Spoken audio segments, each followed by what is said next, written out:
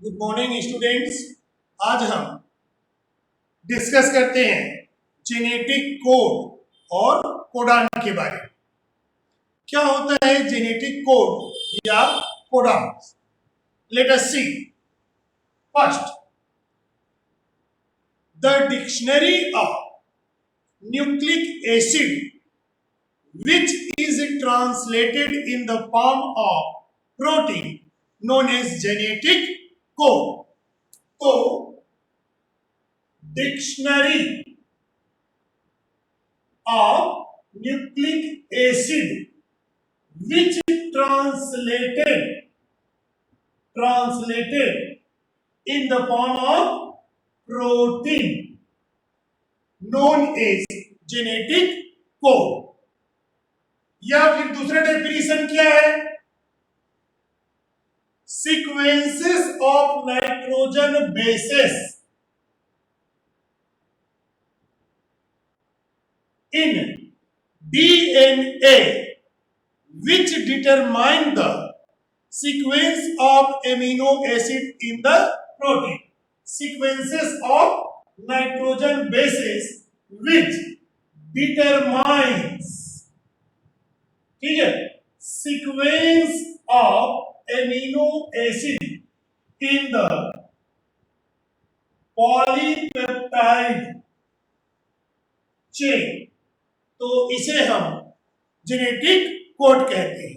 Repeat again, genetic code is the dictionary of nucleic acid which translated in the form of protein or polypeptide chain is known as genetic code. या the sequences of nitrogen bases in DNA which determines the sequence of amino acid in polypeptide chain is known as genetic code. First suggestion about the genetic code is given by George Gamow. Suggestion by George Gamow. ठीक है? While first experimentally या platform पर लाने का श्रेय discovered by किसने किए थे? FHC क्रिक ने ट्रिपलेट जेनेटिक कोड की खोज की और ये इंग्लैंड के साइंटिस्ट हैं। ठीक है? तो न्यूक्लिक एसिड में जो भी इंफॉर्मेशन है वो किस रूप में? कोड के रूप में। और यही कोड जो है प्रोटीन के रूप में चेंज होता है।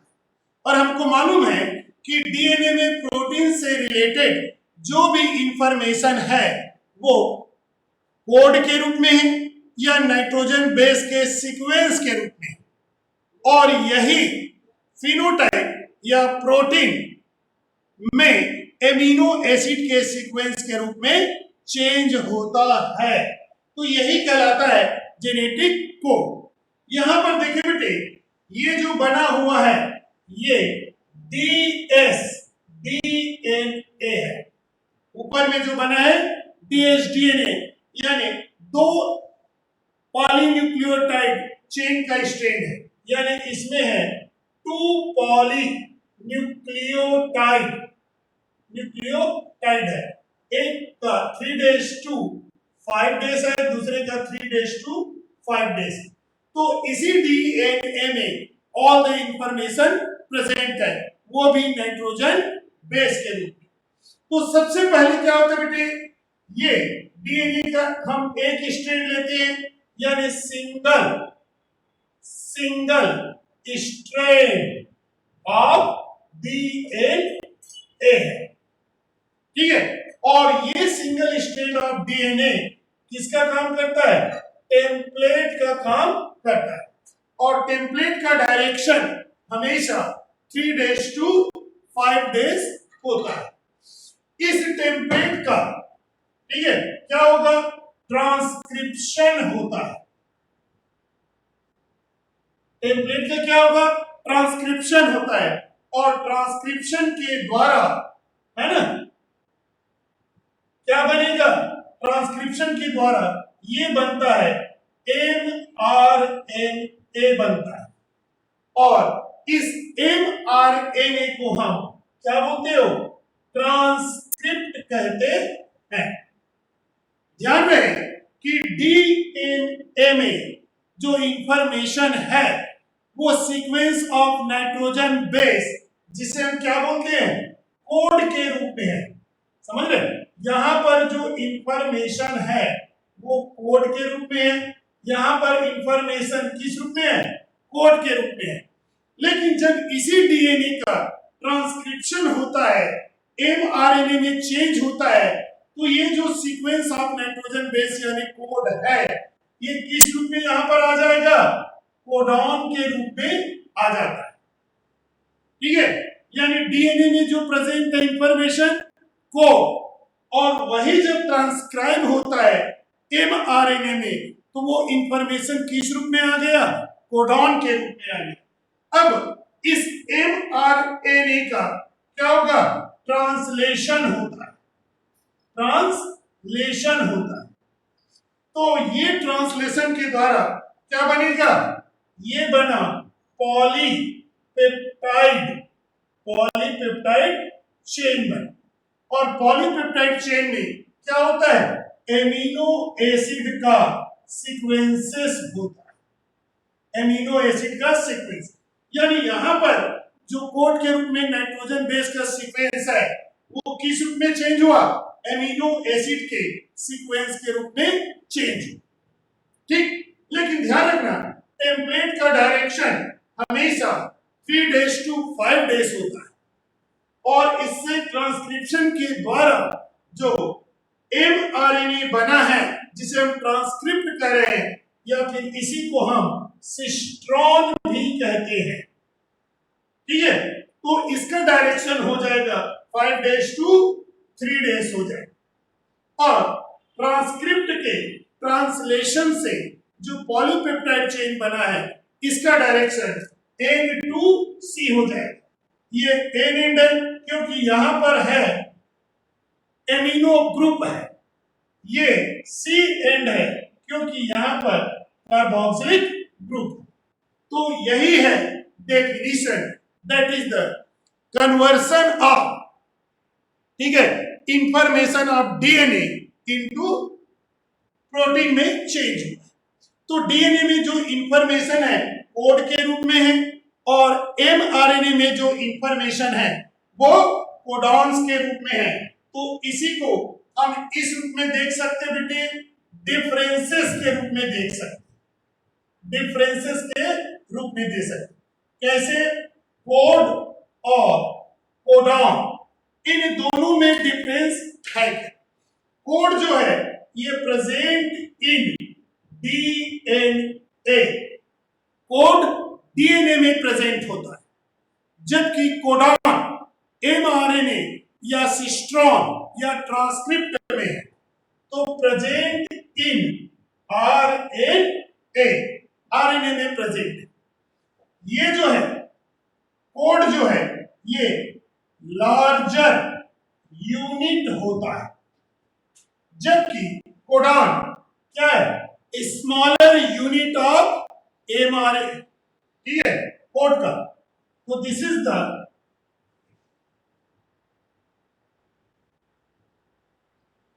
कोडॉन जो है smallest unit of codon code होता है।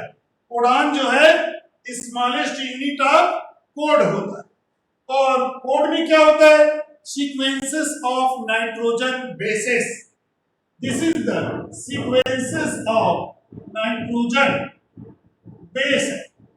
यहां पर क्या है कोडॉन में, this is the sequences of क्या है 3 नाइट्रोजन बेसेस। क्लियर है, तो ये दोनों में डिफरेंस है कोड और कोडॉन में। आइए चलते हैं अब इसके बाद नेचर ऑफ, नेक्स्ट है नेचर ऑफ क्या, codon, nature of codon. Nature of codon को एक्सप्लेन करने के लिए बहुत सारे थ्योरीज दिए गए हैं। उनमें से सिंगलेट थ्योरी, डबलेट थ्योरी और ट्रिपलेट थ्योरी आते हैं। तो पहला है इसमें सिंगलेट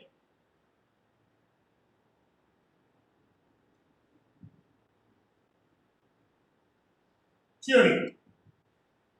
ये कहता है कि each codon consists of one nitrogen base या one nitrogen base act as a one codon.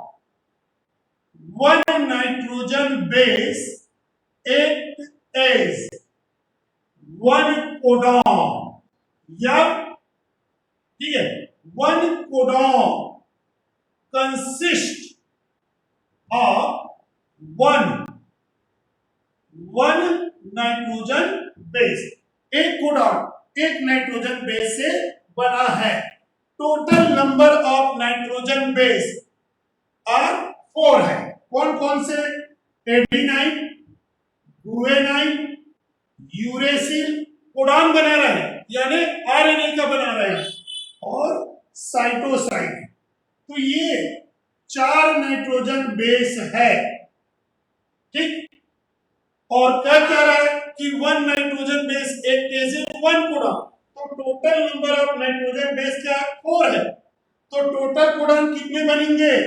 4 into 1 equal to 4। 4 codon बनेंगे। जबकि फैक्ट क्या है?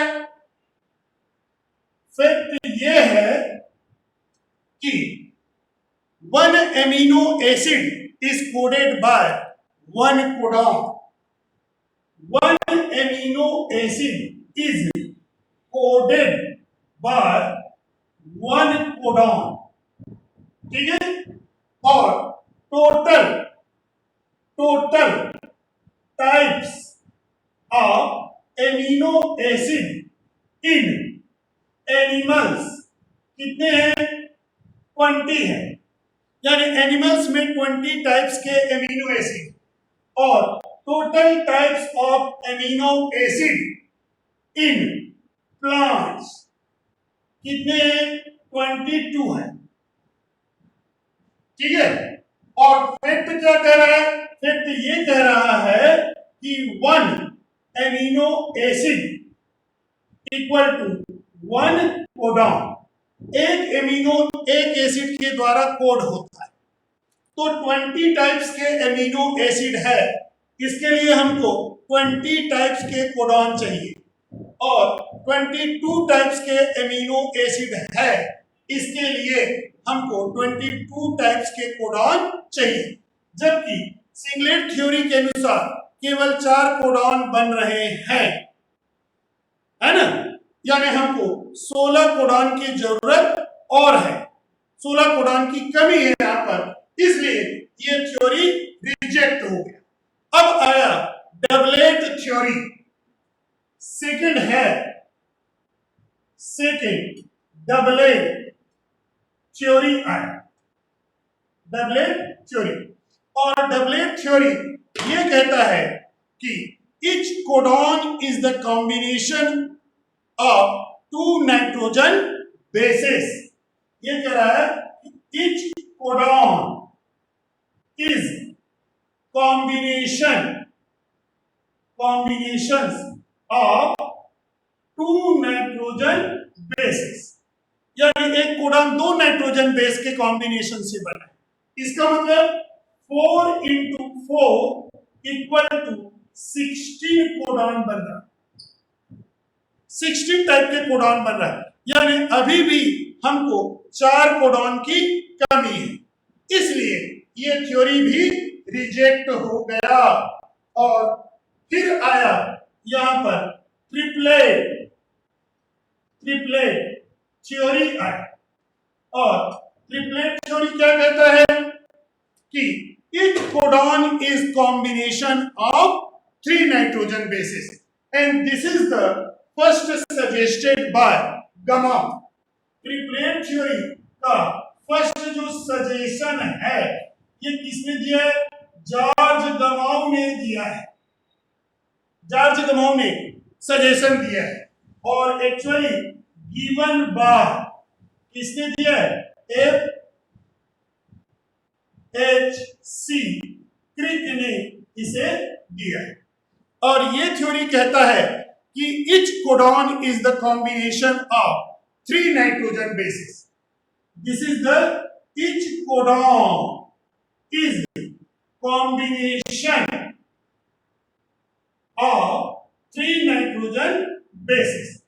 हर कोडॉन 3 नाइट्रोजन बेसिस का कॉम्बिनेशन है और which is known as triplet कहते हैं। क्या बोलते हैं? ट्रिपलेट कहते हैं। 3 नाइट्रोजन बेसिस के कॉम्बिनेशन को हम ट्रिपलेट कहते हैं। यानी 4 into 4 into 4 equal to 64 codon. यानी ट्रिपलेट थ्योरी के अनुसार चले तो हमको 64 कोडॉन मिलते हैं, जो एक्सपेक्टेशन से 3 फोल्ड ज्यादा है। एक्सपेक्टेशन क्या है? 20 और 20 टाइप्स ऑफ कोडॉन है, और यहां पर बन रहा है 64 कोडॉन बन रहा है, जो एक्सपेक्टेशन से 3 फोल्ड ज्यादा है। तो फिर क्या करें?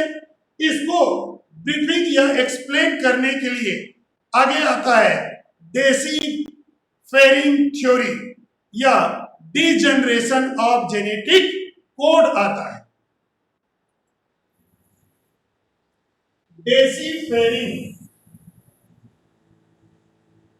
डेसिफेरिंग ऑफ कोडॉन्स या degeneration of codons. Deciphering of codons या डीजनरेशन ऑफ कोडॉन्स, ये 3 साइंटिस्ट ने दिया है।